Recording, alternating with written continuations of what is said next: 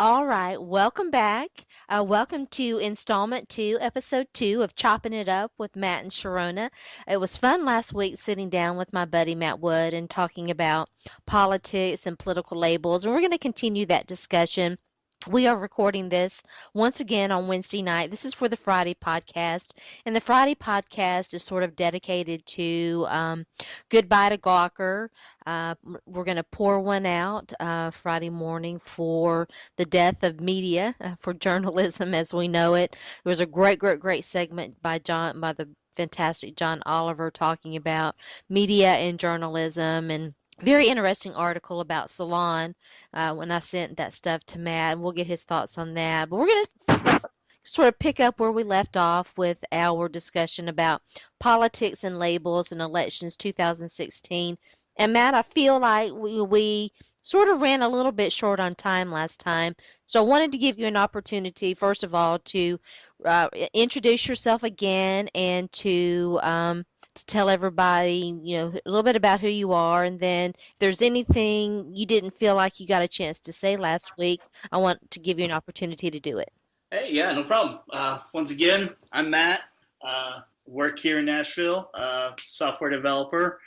Been down here for the past 6 years, originally from Michigan. So did 6 years in the Air Force. And Okay. before that, I was just a speck of dust on the wind. So, did your job bring you to Tennessee, or did a woman bring you here? How'd you get here? Oh, technically a woman brought me here. It was my wife. No, but no, I got out of the Air Force, and it was just at the height of the Great Recession, and Michigan was one of the hardest hit states. Okay. Um, Yeah. so, Where, where about in Michigan? Grand Rapids area. Okay, yeah. And so a lot of manufacturing is in Michigan. Yeah.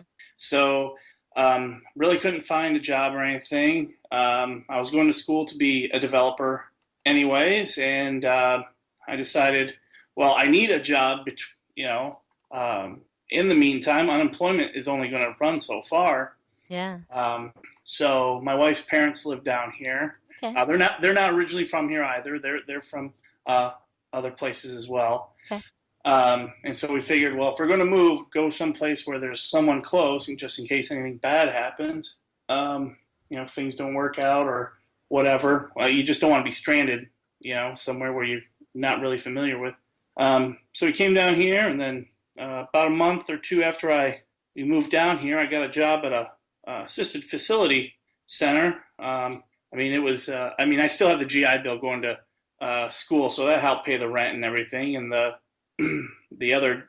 job helped pay all the other bills. And then I did that for about a year and a half, and then got a job doing some quality assurance for Xerox, and they were working on a project with the state for a while, and then that project came and went, and then I leapt out and trying to get my first developer job, and got an awesome job with a pretty cool company. They provided the health care for the inmate population. Okay. That's what the company did. I worked on their I guess their electronic charts and stuff. Okay. Making that application. And now I'm with a different company, still in healthcare, and it's pretty fun. Every day is a new set of challenges and problems, and I get to figure out how to solve them. Usually, I get some input from some other folks because, just like most occupations, everything's a team. So while you may be doing individual work, it's on the big picture thing, it's a whole team. So it's best to be collaborative with your practices. Oh yeah, absolutely. Absolutely. The more input, usually the better. Although you can get too many cooks in the kitchen. All right, so we started this discussion. We've still got plenty of time before election 2016, and we're gonna try to make this a series. So, and I know that you felt like you didn't share completely your thoughts. Was there anything that sticks out in your mind that you wanted to to follow up on, or do you want to just? Oh yeah, just one thing of where where we get into that whole liberal conservative thing, Yeah. and where there is a lot of crossover, not so much on that linear scale that we're talking about, but on the grid.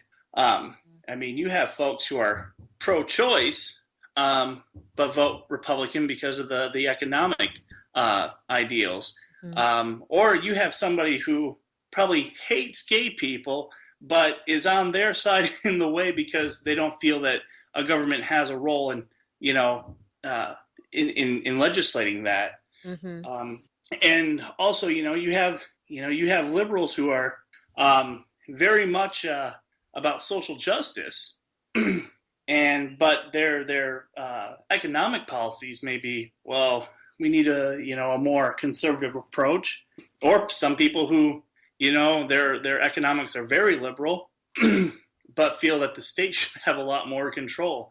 I mean, there's uh, you know in the age of social media and hot takes and Right. talking heads on news, don't shelter yourself into your home or apartment or what have you. You know, when I lived in England for 3 years while I was with the Air Force, and one of the I'd go down to the pub. I would just talk to the guy next to me. Mm-hmm. I mean, this guy could, I love to do that. I love to just get out and talk to people. you get a very wide perspective, and it's it's just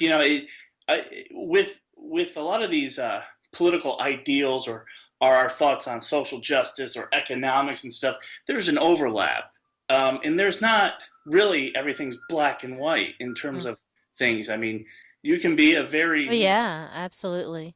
and I mean, even now as we talk with this election, I was reading an article this morning. I'm not sure if it was New York Times, Washington Post, Huffington Post. They're all out there. Right.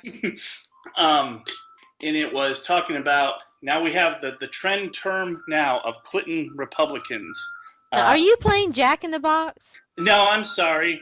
I'm No, in. I'm just curious. Like, I've got this picture, I've got this mental image of you because I can hear the music in the background. Now there is the complex I live in. There is a ice cream truck Oh, it's an ice cream. Now I want ice cream. that comes through here about 3 times a day, all year round, mind you. Christmas, they're out there. Thanksgiving, they're out there. Gotcha. Okay. So I So- didn't mean to interrupt you, but I was like, "Are you playing Jack?"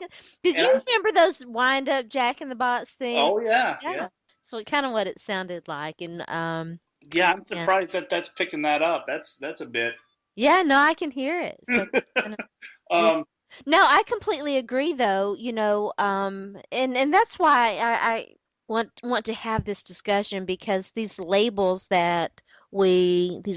and generalizations that we want to assign to things are are not accurate. Not always they're overbroad is probably the best way to put it. oh yes, yeah, and I mean, you can blame, you know, a two-party system or the media or uh, however you want to put it, but it does get presented to us as like, hey, there's only Republicans and Democrats, and that's where you fall. If you want social justice issues, you better vote Democrat, and if you're a Republican, or if you're just someone who maybe isn't big on social justice, but has, you're kind of like, you want like these strong economic policies, and you're just like, oh, better vote Republican, even though I don't agree with the social justice issues. I mean, it's, I you think know, that we all have those issues that are we tend to stack, if that makes any sense. We stack issues to the level of, importance to least importance and,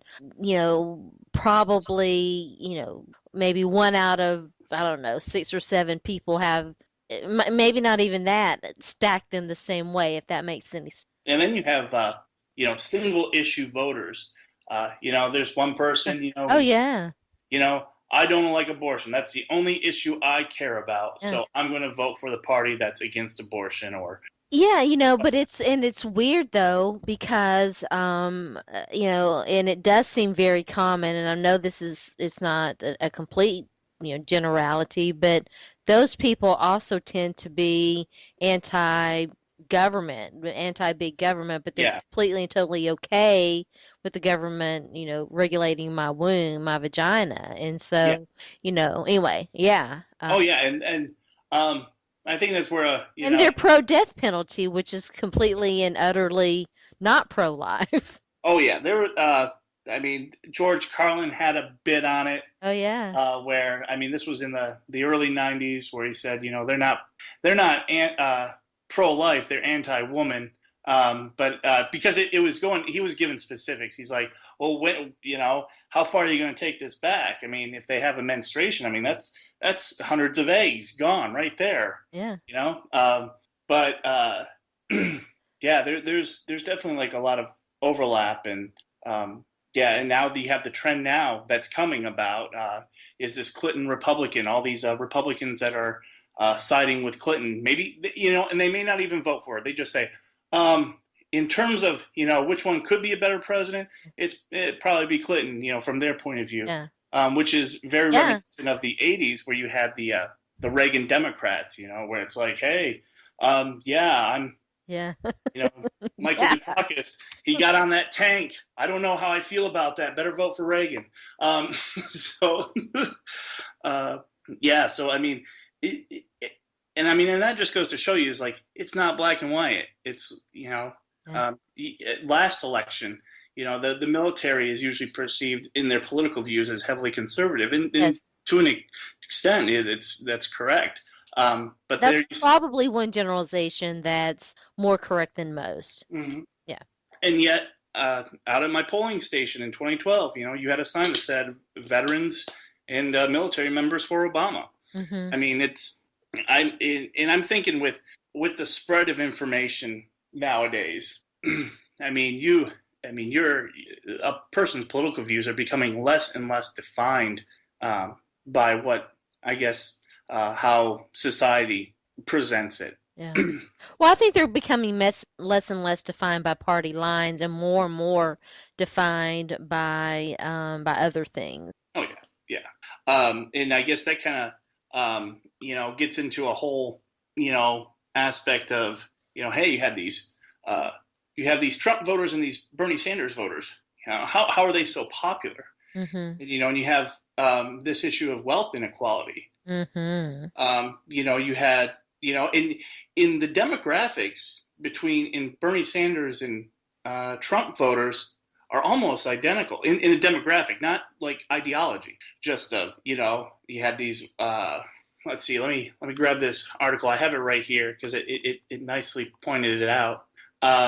You have these. The groups are heavily white, more male than female, and in both candidates are people who are against kind of like their establishment of their party.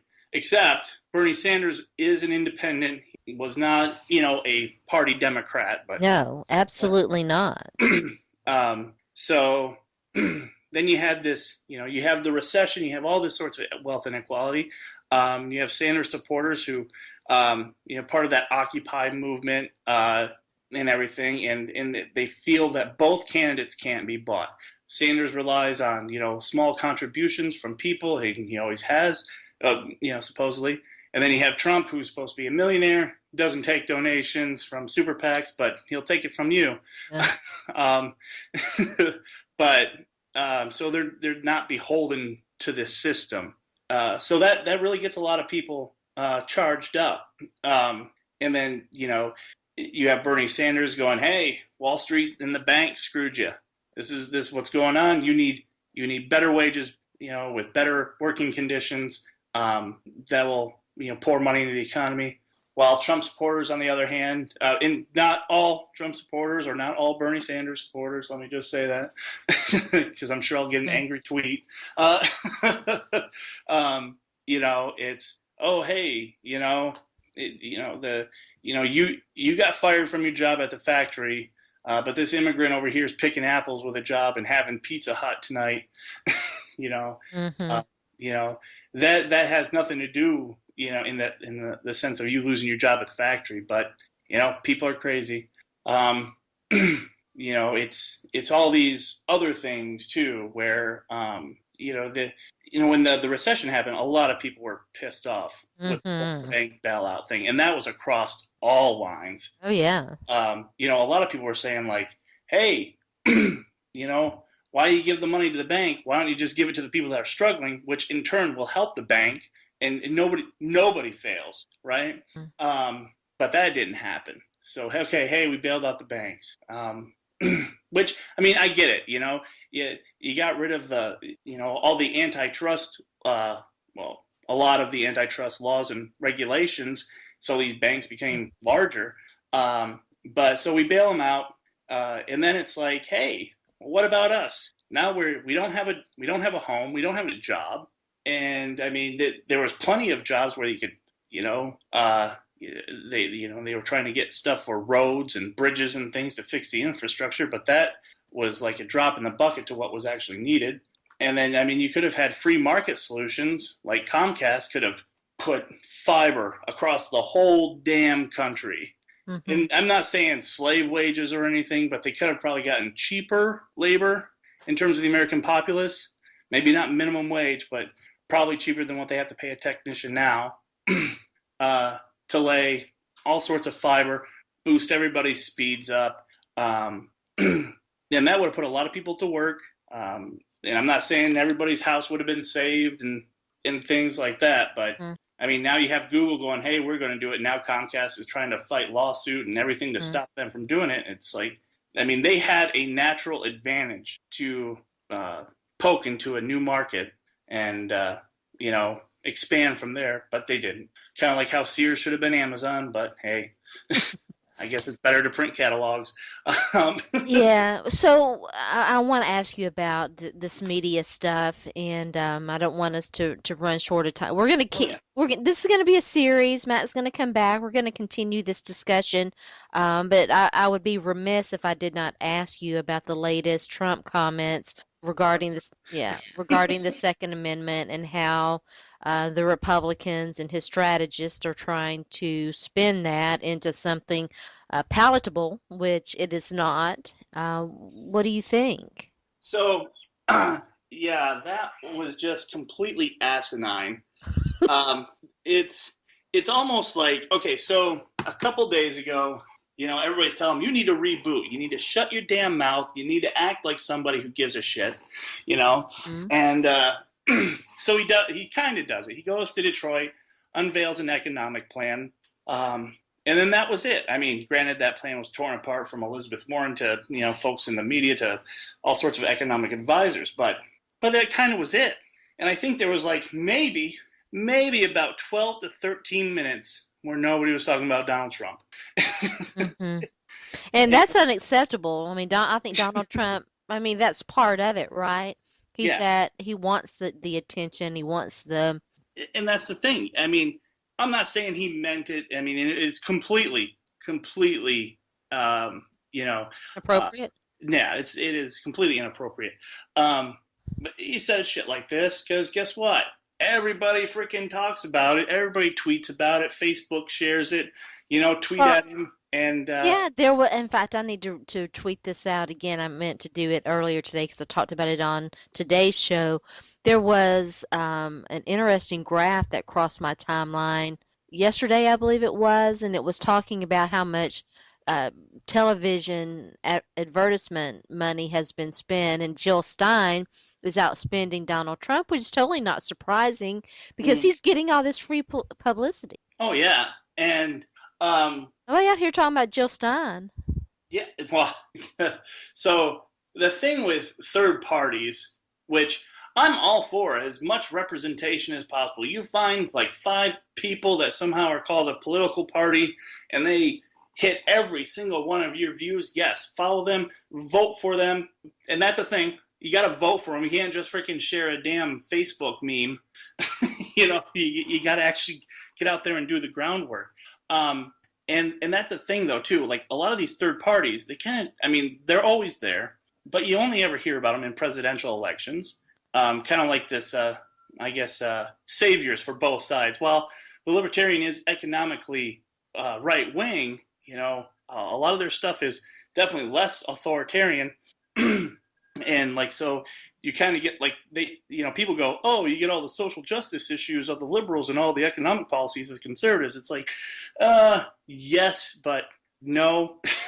uh, and then the Green Party, you kind of like, hey, we got all your economic policies and social justice issues of your liberal-minded folks. But the thing with like those third parties, obviously, yes, they're not getting media time, except Gary Johnson. He got 2 town hall meetings on CNN. I'm not sure Jill Stein's schedule. She gets a couple blurbs here every now and then. And you are not seeing their political ads. Maybe you might see a Jill Stein ad in a place that's more liberal. I'm not sure. I have yet to see one here. I haven't seen a Gary Johnson ad here, which I would assume I would have thought I would have seen a Gary Johnson ad, at least in Tennessee. And the things with it is like, okay, you vote for them for president. Guess what? You're not getting a whole Congress full of Greens or Libertarians. You're not even, you're not going to get any of that. So, I mean, if you want a third party, you have to start, hey, maybe this city councilman's Green or Libertarian, or, what was the one of the political parties in England, the Mad Hatter Looney Party. Yeah. You vote these guys into your city council or your mayors. Heck, if they're big enough, you get them as a representative or a senator, and you start building a base. Because, I mean, you're not going to get a third party that just swoops right in there. I completely agree that third parties are wonderful and good, and it's democracy theoretically at its finest, except when a third party swoops in and gives you, somebody unpalatable, a split vote. And I don't, people just seem to be or maybe they're just disagreeing with me. I continue to think that a split vote is going to hurt Hillary Clinton far worse than Donald Trump. What do you think? Well, it depends on what what is going on. I don't think so. You already have your Green supporters prior to this election. You already have that number. Then you have the Bernie supporters who, a third of them have said that they're not going to vote for Hillary, they're going to vote for Jill Stein. Yeah. So you still have 2/3 of Bernie Sanders supporters who are saying either, I'm going to vote for Trump, because that's a smart choice. And then, Lord, don't get me started. and then you have them like either saying they're going to vote Hillary, or they're still staying independent, trying to scope out. Maybe they go Gary Johnson. Maybe they find a socialist candidate, or they find, whatever they're looking for. Maybe they abstain from voting. Yeah, I've seen that. I've seen a lot of people saying, well, I can't, Donald Trump, no, never Trump, but I can't vote for Hillary, which, again, to me, hurts. I mean, that hurts Hillary and gives us more of a possibility of a Trump presidency. But you would have to have more people kind of turn out for not Hillary than not Trump. I mean, and you got prominent Republicans telling people, don't vote Trump. I mean, they're not saying vote Clinton. I mean, a few of them are. A few of them have said, I'm endorsing Clinton. I'm going to vote for him. Meg Whitman is one of them. And there's a few more. I mean, you just had 50 heads of the National Security Agency or former workers just say, screw this dude. Yeah. Now, granted, they didn't all say, hey, we're all voting for Hillary Clinton, but I mean, that's pretty damning. Yeah. You're not seeing that on the Democrat side. Yeah. I mean, they may protest or something on the Green Party or something, but you're not seeing, hey, us 50 people from the ACLU or AFL-CIO, are voting for, or are telling you not to vote for Hillary. And Trump also has a little bit of a spoiler effect. Now, this was in the news for about 10 minutes before he said some of them Second Amendment guys could figure it out. It's like you had this independent GOP candidate for president, specifically targeting Utah and the surrounding states. But the moment he made those comments, that kind of went on the back burner. Yeah. Maybe we'll hear something about him again soon. Yeah. Trump is severely disliked in Utah, and I don't see the state swinging over to Hillary, but he's severely disliked. And I mean, the GOP establishment's like, yeah, we got to get somebody out there, and I mean, I don't know how. So you remember from 2012 after Mitt Romney lost, and oh man, I'm not sure how long after, but they did an autopsy of their campaign and their party and everything, and said we need to be more inclusive and all that stuff. Well, I think they just said it to say, hey, we put it in paper, Mhm. because that's obviously that was not represented at all. Yeah. Uh, by a lot of the candidates throughout the primary process, and now you have Trump. I mean, how? What are you going to say? We definitely underline, bolded, need to be more inclusive, and maybe watch out for megalomaniacs. Yeah. Um, Yeah. I mean, but it's on paper. I mean, you actually have to act on these things, and it's just the same thing on the Democrat side. I mean, they put Bernie's campaign essentially into the party platform. And I mean, hey, you said $15 an hour minimum wage. Now, whether they go for it or not, that if anything happens, it'll probably get up to about 10 or 12. They'll call it a compromise. Everybody will wave their flags. You talked about tuition in the party platform. I mean, these are some bold claims that a lot of those people are going to want to see at least attempted to be worked out. And if you don't, if you're not acting on them and stuff, it's going to come around where you're like, well, I don't feel represented by this party, and they may not cross the aisle, but it's like I'm not going to be voting for you, and that does hurt you in the long run. Yeah, it's interesting. We've only got a few minutes left. Do you want to weigh in on the sort of I don't know if we can call it the main topic, but sort of the theme of the show is we're pouring one out for Gawker and the media, the John Oliver thing. We live in interesting media times. Yeah, and I haven't seen the John Oliver video yet. I've been too wrapped up in the Olympics and telling people to stay away from cupping. It doesn't frickin' work. Um, Isn't that the craziest thing? I mean, my goodness. and so I haven't seen that. So much junk science coming out. Yeah, we can shelve that for the next episode. Let's So, definitely do. so Because I devoted like a good portion of today's show trying to debunk this whole flossing thing. yeah, Because of course flossing is good. yeah. I mean, and John Oliver itself had a thing on scientific studies and why they run with a thing that is not even peer reviewed. Like back in 2006 or 7 with the whole, hey, vaccines cause autism. Uh, and everybody was like, what?